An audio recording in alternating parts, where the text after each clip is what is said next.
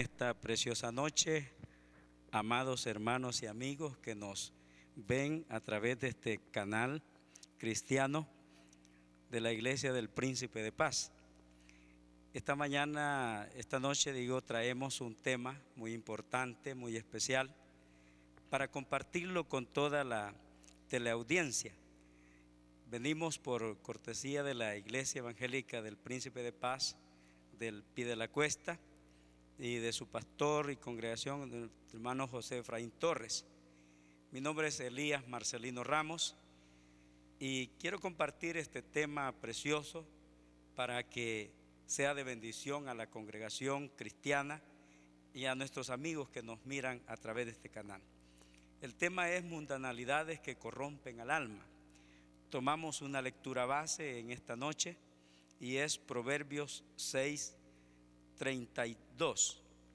Proverbios 6:32. Dice la palabra del Señor así: mas el que comete adulterio es falto de entendimiento, corrompe su alma el que tal hace. Lo leo una vez más, Proverbios 6:32. Mas el que comete adulterio es falto de entendimiento, corrompe su alma el que tal hace. La idea de este mensaje es poder advertir acerca de las cosas de este mundo que pueden pervertir o corromper al alma cristiana. El alma humana puede ser corrompida, es decir, pues que puede ser desviada de sus sanos propósitos para los cuales ha sido creada y puede ser desviada de su camino por medio del pecado.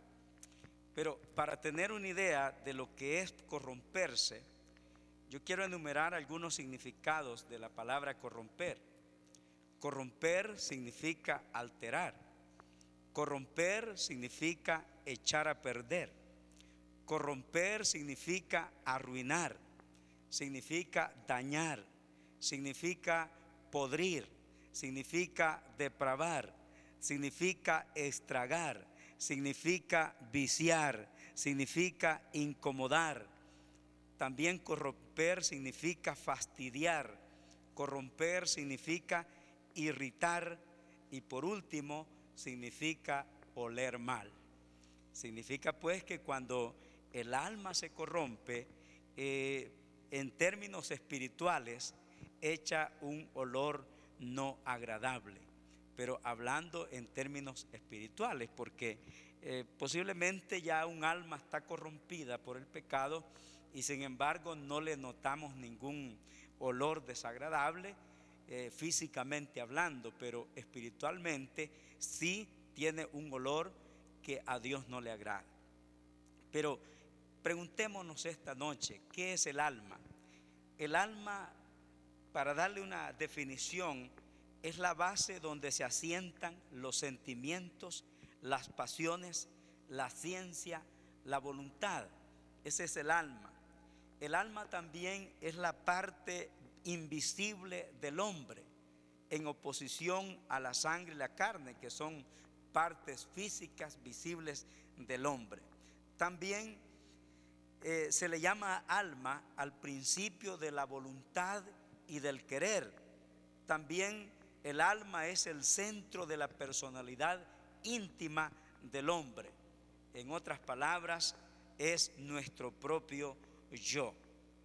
Es decir, que el alma somos nosotros en nuestro sentido más íntimo.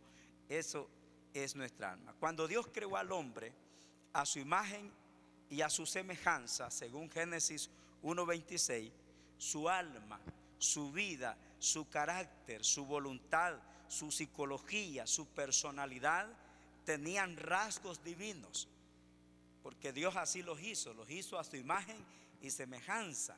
Y cuando Él creó al ser humano, al hombre y la mujer, esa alma tenía rasgos divinos que el pecado destruyó y que sigue destruyendo por medio de la mundanalidad, es decir, de todo aquello del mundo que desagrada a Dios y que la alteran, la dañan o la arruinan. Entonces, esos rasgos divinos que fueron impregnados en el alma humana el pecado vino y las desechó y echó a perder el sentido correcto del alma. Pero quiero presentar 4 mundanalidades que la dañan o que corrompen al alma. 4 cosas que pueden ser más, pero en esta noche vamos a meditar en esas 4 cosas que pueden arruinar el alma, que pueden corromperla, que pueden arruinarla. Quiero mencionar la primera es tener malas conversaciones. Cuando la persona tiene malas conversaciones, entonces su alma puede ser corrompida. Quiero tomar un texto de la palabra del Señor en Primera de Corintios capítulo 1. Primera de Corintios, buscamos el capítulo 15, el versículo 33. Primera de Corintios 15, 33. Aquí están unas palabras dichas por el gran apóstol Pablo. Dice: no erréis, las malas conversaciones corrompen las buenas costumbres. Escuche este texto, dice: no erréis, dice el apóstol Pablo. Las malas conversaciones corrompen las buenas costumbres. Significa que el alma humana puede ser corrompida por medio de tener malas conversaciones. Una mala conversación es hablar de cosas malas, de cosas dañinas, de cosas innecesarias. Eso es tener una mala conversación. Y el apóstol Pablo apoya esta verdad que él mismo ha declarado en Efesios capítulo 5, versículos 11 y 12.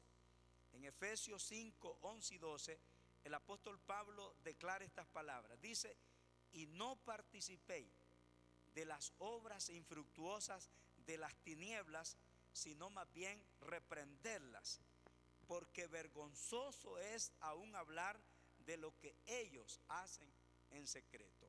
Una vez más, repito, en las obras infructuosas de las tinieblas, porque sino más bien reprenderlas, porque vergonzoso es aún hablar de lo que ellos, es decir, de la gente que vive en maldad, que vive en pecado, que vive en sus vicios, que vive en todas sus cosas que este mundo ofrece. Dice que para un cristiano aún el hablar de esas cosas es algo muy vergonzoso. Entonces, en esta noche decimos que tener malas conversaciones, eso corrompe el alma. Y una mala conversación dijimos que es hablar de cosas malas, dañinas o innecesarias. Por ejemplo, hablar de sexo.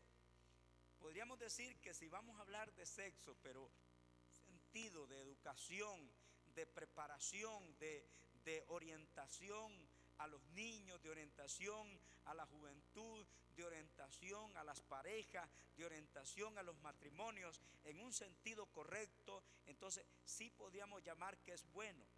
Pero si ya nos sometemos a un tipo de conversación donde el sexo se empieza a mencionar ya en sentidos degradantes, en sentido ya de morbosidad, ya en sentido de perversidad, entonces eso ya se convierte en una mala conversación en la cual los cristianos no debemos participar, porque esa conversación va a corromper las buenas costumbres que tenemos.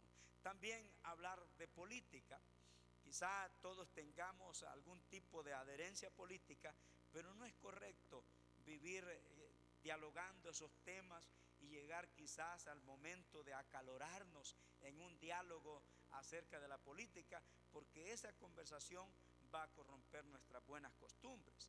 También a veces tenemos conversaciones de lo que sale en la televisión, de lo que sale en el cine, de lo que es la música, de los artistas, de todo eso, y al final viene a convertirse esa conversación innecesaria, esa conversación que viene a convertirse en una mala conversación que va a corromper nuestras buenas costumbres. Entonces, que en esta noche digo que una mala conversación también le puede arruinar el alma o la vida a cualquiera. Una mala conversación le va a arruinar el alma o la vida a cualquiera. Quiero que tomemos una lectura en Gálatas capítulo 5, versículos 7 al 9. Gálatas 5, 7 al 9. También el apóstol Pablo, hablando acá, dice a los Gálatas: vosotros corríais bien, vosotros corríais bien. ¿Quién os estorbó para no obedecer a la verdad? Esta persuasión no procede de aquel que os llama. Un poco de levadura leuda toda la masa. Oiga eso, una mala conversación le puede arruinar el alma o la vida a cualquiera. Pablo está tratando aquí con un grupo de hermanos a los cuales él ha instruido, a los cuales él ha presentado el Evangelio de Cristo. Y sin embargo, ya cuando él escribe esta carta, él está preocupado porque estos hermanos están siguiendo otras corrientes doctrinales, otras líneas teológicas, y no como él ha enseñado. Entonces, eso, tener malas conversaciones. Y Pablo les dice: ustedes estaban corriendo bien, ustedes estaban caminando derecho como debe ser, pero ¿qué ha pasado? Ustedes se están dejando influenciar por otras personas, y les dice: un poco de levadura leuda toda la masa. Es decir, si ustedes están relacionando con gente que los está desviando de la sana doctrina, del buen camino, entonces ustedes necesitan cortar esa mala conversación, porque una mala conversación corrompe las buenas costumbres, porque puede arruinarle el alma o la vida a cualquiera. Por ejemplo, si hablamos del niño o la niña obediente, hay niños que son obedientes, niñas que son obedientes, pero ya cuando empiezan a tener esa relación de amistad con otros niños, y esos niños son rebeldes con sus padres, con sus maestros, entonces esa misma rebeldía empiezan a manifestarla también estos niños que han tenido un carácter de obediencia. También le arruinan la vida al joven o la joven moderados. Hay joven que es moderado para la vida, hay joven que aunque mire otros que caminan mal, él siempre trata de ir caminando moderadamente para agradar al Dios de los cielos. Pero de repente por ahí, con el compañero de estudio, de repente por ahí con el amigo de la colonia, con el amigo ahí que encontró, empieza a tener esas conversaciones que le empiezan a corromper sus buenas costumbres, empiezan a corromper su alma, porque el amigo le empieza a decir: mira, vos no conoces esto, no has probado esto, mira, y no le andes teniendo miedo a tus papás, no, hace esto, hace lo otro. Ese joven moderado, esa joven moderada para la vida, empieza a perder su buena costumbre, su buen carácter, su buena conducta, por una mala conversación. También al cristiano o la cristiana consagrados a Dios, porque quieras o no, dentro del cristianismo hay niveles de consagración y hay personas consagradas totalmente a Dios, pero viene otro que no está consagrado a Dios y empieza a decirle: mira, si no es para tanto, ¿para qué vas todos los días a la iglesia? ¿Para qué orás? ¿Para qué lees la Biblia? Entonces empiezan a darle mal consejo al buen cristiano, y esta mala conversación que tiene con un mal cristiano o con un mundano que le platica y le dice que no es necesario, empiezan a corromperle sus buenas costumbres que tiene como buen cristiano o cristiano. Y quiero advertir en esta noche que una mala conversación fue lo que le arruinó la vida a la primera pareja de humanos. Una mala conversación. Todos conocemos, quizás cristianos y no cristianos, conocemos esa historia en Génesis capítulo 3, donde una mala conversación le arruinó la vida a la primera pareja, y podríamos decir que no solamente a ellos, sino que nos las arruinó a todos nosotros. Esa mala conversación que vemos allí en ese relato, donde Eva empieza a ponerle atención a las palabras de la serpiente, y la serpiente empieza a transversar la palabra del Señor, y al final de cuentas termina convenciendo a Eva, y Eva termina convenciendo a Adán, y entonces ellos desobedecen a Dios. ¿Y qué sucedió con esta desobediencia? Esto los alejó de Dios. Esa mala conversación los alejó de Dios. Esa mala conversación los alejó del paraíso, del Edén, a donde ellos estaban felices viviendo. Los alejó de la inmortalidad también, porque ellos tenían acceso al árbol de la vida, con el cual ellos no iban a morir. los alejó de la inmortalidad y los alejó de la felicidad, porque a partir de entonces su vida comenzó a ser un martirio. La tierra fue maldecida y hasta para concebir los hijos, dar a luz los hijos, se convirtió en un dolor para la mujer y para la pareja para criar a sus hijos. Pero quiero mencionar una segunda cosa que corrompe al alma. Estamos hablando de las mundanalidades que corrompen al alma, y una primera mundanalidad que corrompe al alma es tener malas conversaciones. Pero también quiero mencionar una segunda mundanalidad, que es unirse con los incrédulos. Unirse con los incrédulos. Cuando un cristiano se une con los incrédulos, entonces ahí empieza a corromper su alma. Esto está contemplado en Génesis capítulo 6. Génesis capítulo 6. Y para darle un mejor entendimiento, veamos lo que dice en Génesis 6. En el 6:1 dice: aconteció que cuando comenzaron los hombres a multiplicarse sobre la faz de la tierra y les nacieron hijas, que viendo los hijos de Dios que las hijas de los hombres eran hermosas, tomaron para sí mujeres, escogiendo entre todas. Y dijo Jehová: no contenderá mi espíritu con el hombre para siempre, porque ciertamente él es carne, mas serán sus días 120 años. Gloria al Señor. Luego dice en el versículo 11 y 12: y se corrompió la tierra delante de Dios, y estaba la tierra llena de violencia.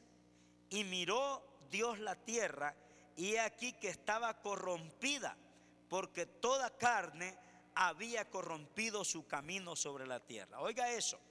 Dice: y miró Dios la tierra, y he aquí que estaba corrompida, porque toda carne había corrompido su camino sobre la tierra.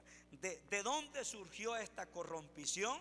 Surgió cuando vinieron los hijos de Dios y se unen con las hijas de los hombres. Entonces, esto es una unión de creyentes con incrédulos. Para esa época habían dos descendencias: la descendencia de Caín y estaba la descendencia de Set. La descendencia de Set era considerada hijos de Dios, y la descendencia de Caín era considerada como hombres o hijos de los hombres. De manera que cuando estas dos descendencias crecen en la tierra de aquel entonces, viene el momento en que empiezan a relacionarse entre ellos y empiezan también a quererse casar. Que ya los hijos de Dios vienen y toman esposa de los hijos de los hombres, es decir, los descendientes de Set vienen y toman esposa de los descendientes de Caín. Entonces viene Dios y dice: no contenderá mi espíritu con el hombre para siempre, porque ciertamente él es carne, mas serán sus días 120 años. A Dios no le agradó esta unión de creyentes, de gente que creía en él con personas que no creían en él. De manera que esa unión con los incrédulos es una mundanalidad que corrompe al alma. A la unión de los incrédulos, de los creyentes con los incrédulos, el apóstol Pablo le llama yugo desigual. Así le llama el apóstol Pablo, yugo desigual. Es decir, como que nosotros colocáramos un yugo sobre un buey y colocáramos un yugo sobre un cabro. Es como si nosotros colocáramos un yugo sobre un buey, que es el más conocido que se enyuga, con un asno o con un caballo. Eso estaría hablando de un yugo desigual, y Pablo le llama así, yugo desigual. Eso está contemplado en 2 Corintios 6:14. El apóstol Pablo expresa estas palabras y dice: no os unáis en yugo desigual con los incrédulos. Y luego comienza una serie de interrogantes y dice: porque ¿qué compañerismo tiene la justicia con la injusticia? ¿Y qué comunión la luz con las tinieblas? Y sigue una lista allí, pero él dice: no os unáis en yugo desigual con los incrédulos. Ahora, preguntémonos por qué. Porque simplemente no van a poder andar juntos. En Amós 3:3 hay un interrogante que dice: ¿andarán dos juntos sin estar de acuerdo? Pues la respuesta es lógica. No van a poder andar juntos. Van a andar todo el tiempo peleando, todo el tiempo en discordia, todo el tiempo contradiciéndose el uno con el otro, porque si no están de acuerdo no van a poder andar juntos. Y aunque anden juntos, pero van a andar siempre en contradicción. Entonces así será la vida de un creyente al unirse con una persona incrédula. Va a tener que soportar, llevar ese yugo desigual.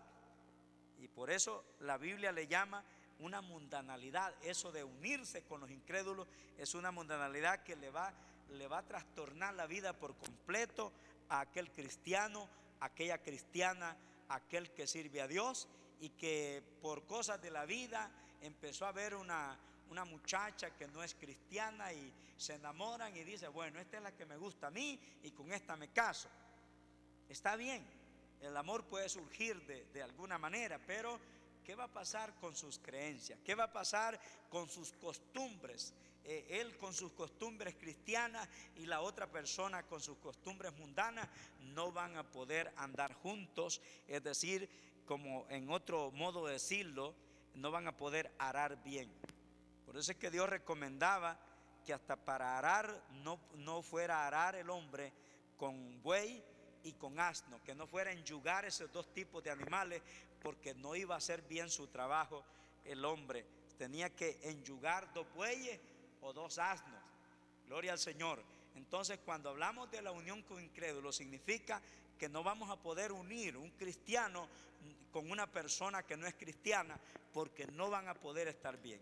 Ni de un varón con una hembra que no sea cristiana y el cristiano sí, tampoco, ni de una muchacha que es cristiana y aquel hombre es mundano, no se va a poder así. El apóstol Pablo enumera algunas de las razones por las que no está de acuerdo con la unión con los incrédulos, o que lo que él llama el yugo desigual.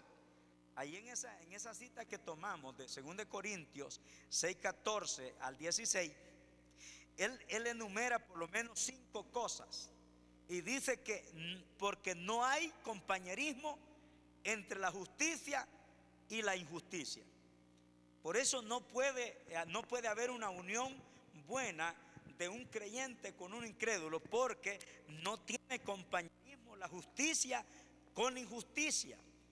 Al examinar en otras traducciones y en el mismo diccionario, vemos que justicia también se le llama rectitud, y la palabra injusticia significa desorden. Es decir, no puede vivir bien una persona que trata de vivir rectamente con otra persona que le gusta el desorden. Dice también que no hay comunión entre la luz y las tinieblas. Jesucristo le dijo a sus discípulos: ustedes son la luz del mundo. La luz del mundo. Entonces, un cristiano es luz en este mundo y por lo tanto no puede unirse con un incrédulo, porque el incrédulo es tinieblas, vive en tinieblas. No hay comunión entre la luz y las tinieblas. Tampoco hay concordia, hay acuerdo entre Cristo y Belial. Es decir, con el maligno no hay acuerdo entre Cristo y el maligno. Y luego dice también que no hay acuerdo entre el templo de Dios y los ídolos. Solo imaginémonos un cristiano adorando a Dios como Él pide. ¿Cómo pide Dios que le adoremos? Dice la Biblia que le debemos adorar en espíritu y en verdad. Es decir, un cristiano no necesita una escultura para adorar a Dios, no necesita una medalla, una cruz para decir que ahí está Dios con él. Simplemente su fe, porque la Biblia está diciendo que adore a Dios en espíritu y verdad.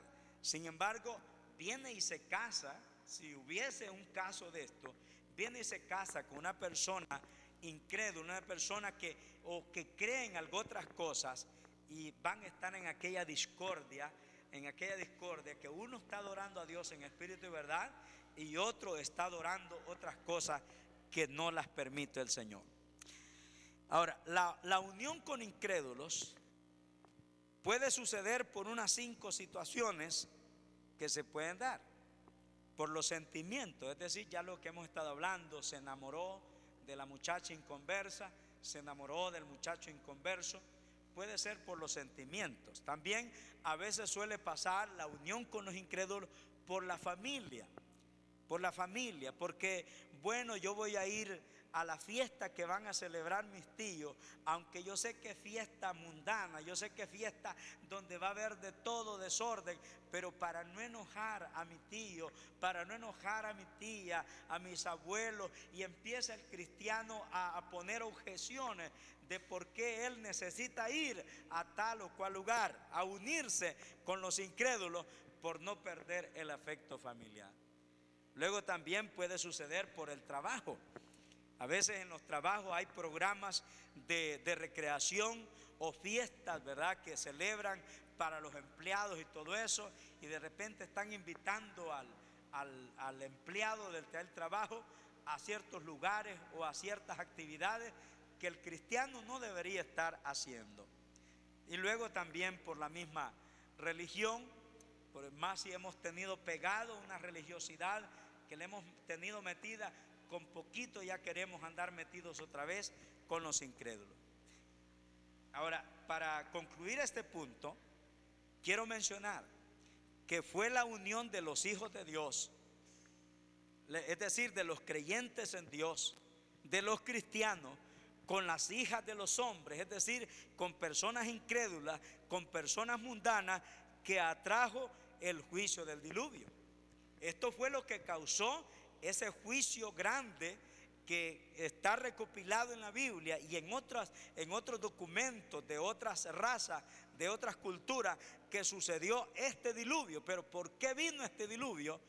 Porque hubo unión entre creyentes con incrédulos, los hijos de Dios con las hijas de los hombres, y eso desagradó al Señor. Ya el Señor ya en el libro de Mateo dice que se casaban, se daban en casamiento continuamente, se divertían en su pecado, comiendo y bebiendo, ¿verdad?, a lo que daba todo aquello. Entonces eso desagradó a Dios, y esa es una mundanalidad que corrompe el alma. Ahora, hay una tercera mundanalidad que quiero mencionar en esta preciosa noche, y que es importante mencionarla, es practicar la idolatría. Esa es una mundanalidad que corrompe al alma también, practicar la idolatría. Leamos Éxodo 32. Éxodo capítulo 32, versículos 7 y 8. Allí está hablando de cómo la mundanalidad corrompe al alma. Éxodo 32, 7 y 8 dice: entonces Jehová dijo a Moisés: anda, desciende, porque tu pueblo que sacaste de la tierra de Egipto se ha corrompido. Oiga eso, amigo y hermano. Dice Dios: apúrate, Moisés, desciende del monte, porque el pueblo que sacaste de Egipto se ha corrompido. Pero luego menciona por qué se había corrompido. Le dice: pronto se han apartado del camino que yo les mandé y se han hecho un becerro de fundición. Y dice acá: y lo han adorado y le han ofrecido sacrificios y han dicho: Israel, estos son tus dioses que te sacaron de la tierra de Egipto. ¿Cómo se llama esto? Práctica de idolatría. Dejan de adorar al verdadero Dios y empiezan a adorar a un Dios creado por el hombre, un Dios imaginado por el hombre, y empiezan a adorarlo y a decirle: Israel, estos son tus dioses que te sacaron de la tierra de Egipto. Hermano, la idolatría es básicamente